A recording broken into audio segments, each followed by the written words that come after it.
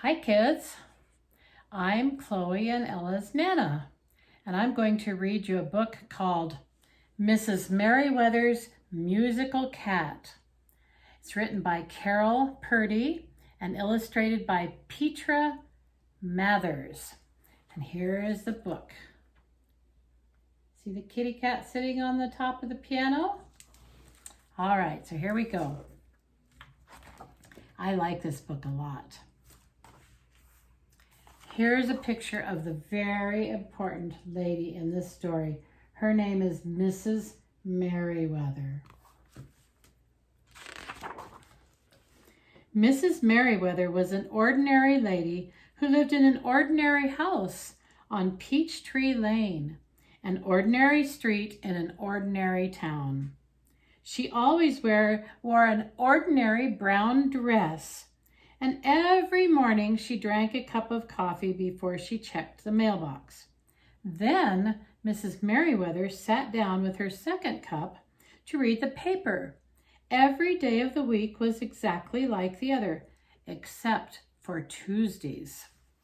See, here she is, sitting and drinking her coffee. Every day the same. On Tuesdays, the three children of Peachtree Lane came to her house for piano lessons. Mrs. Merriwether wanted her pupils to enjoy practicing, so she let them enjoy the kinds of music that they liked best in their lessons. At 3:30 came Morton Highbrow.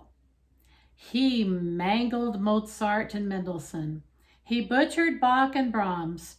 He's getting better, Mrs. Merriwether told her neighbor, Mr. Crump, when he called each Tuesday to complain. There's Morton Highbrow. At 4 o'clock came Florence Danube. Floating waltzes were Florence's favorite, but she had trouble keeping the beat without Mrs. Merriwether's help. When Florence's lesson was over, Mrs. Merriwether had to hold her head to make it stop bobbing. See, there's Florence, and she just has a hard time keeping the beat. At 4:30, Rhonda Rockwell bopped in to play her favorites from the top 40 popular songs. She had energy. She had fire. She had no talent. But Mrs. Merriwether admired her spirit, even if Mr. Crump did not. See Rhonda there playing the piano, and Mr. Crump at the door. He's going to talk to Mrs. Merriwether about it, isn't he? One warm summer day, Mrs. Merriwether was playing a love song and thinking about her younger days. Suddenly, a stray cat leaped onto the piano and began waving its tail in time to the music. Mrs. Merriwether was entranced as the cat's tail led her to the end of the piece. Her playing had never sounded better. See the cat jumping through the window? Yeah, white cat sat right down on the piano. Let's see what happens. How did you get in here? Mrs. Merriwether asked. The cat jumped down and meowed. You look hungry, said Mrs. Merriwether. I'll get some milk. She named the cat Beethoven. By Tuesday, Mrs. Merriwether and Beethoven were great friends. He came and went as he pleased, ate whatever Mrs. Merriwether fed him, and sat on the piano while she played. See Beethoven? Doesn't he look happy there on top of the piano?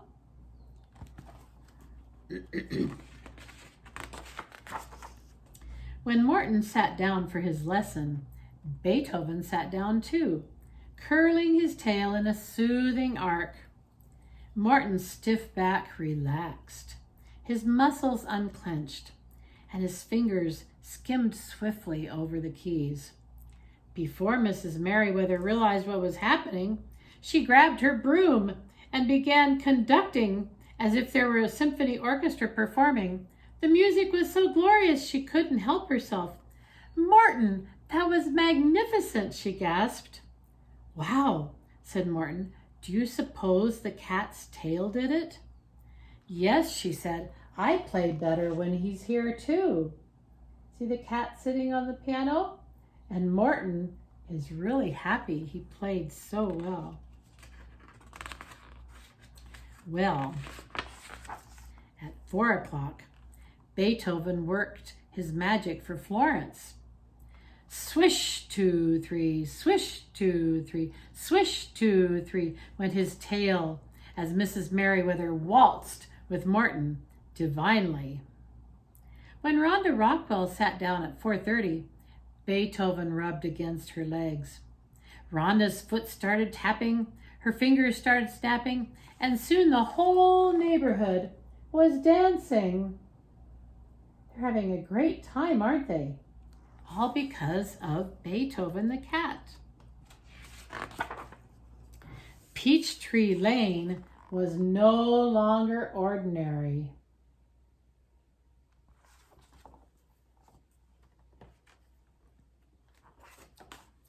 Over the next weeks, the pupils became better and better musicians. Their parents went about with bright, smiling faces.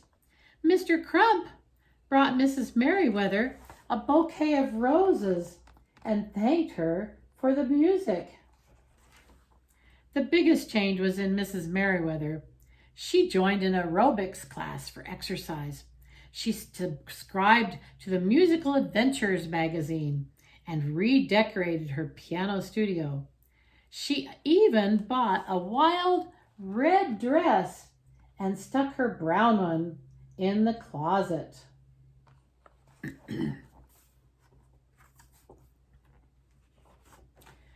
But one Tuesday, the happy world on Peachtree Lane fell apart. Beethoven didn't show up at 3:30. Morton Highbrow played a Tchaikovsky concerto, but it sounded like a polka by Pumpernickel. Mrs. Merriwether said, "Don't worry, Morton, he's just late."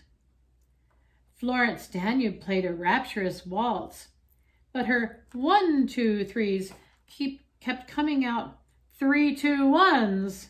Mrs. Merriwether said, "Don't worry, Florence. Maybe Beethoven forgot today." When Rhonda Rockwell arrived at 4:30 and saw that Beethoven wasn't there, she sat down to cry. Mrs. Merriwether said, "Don't cry, Rhonda." But then she started to cry too. Did you notice she was wearing her red dress? Life on Peachtree Lane became worse than ordinary. The children played more poorly than ever. Their parents were sick from listening. Mrs. Merriwether quit her exercise class. She trashed those new magazines she'd gotten, and she got out her plain brown dress. And Mr. Crump called the police. Whoa, he really got grumpy, didn't he? The 3 pupils decided something must be done. The following Tuesday at 3:30, they rushed in together, yelling, "Surprise!" Florence handed Mrs. Merriwether a package. "A metronome," said Mrs. Merriwether. "This is a good idea." She set the metronome on her piano, and it started tick-ticking.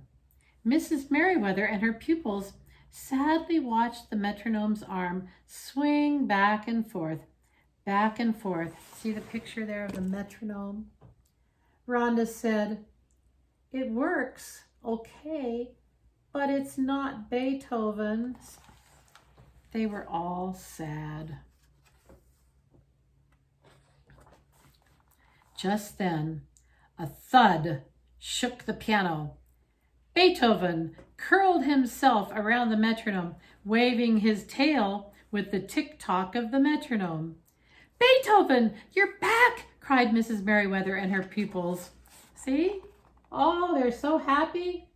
Beethoven is back. Well, Beethoven jumped down and led them outside, where they could hear the metronome tick-tock, echoing under the house. Soon Beethoven marched out with his tail waving, 1, 2, 1, 2, 1, 2, and behind marched 3 furry kittens with tiny tails waving, 1, 2, 1, 2, 1, 2. Beethoven's a mom, they shouted. A musical mom. Then the whole ensemble marched right into the house. See the 3 kittens? Oh boy, they were happy about that, weren't they? And now we come to the ending. Peachtree Lane was never ordinary again. Wasn't that a nice story? Yeah, and you know what? You might have a metronome at home too. If you take piano lessons or violin lessons, I have one here, but I don't think I'll show it to you right now. I hope you enjoyed my book. I sure enjoyed reading it to you, and I hope you have a really good day. Bye-bye.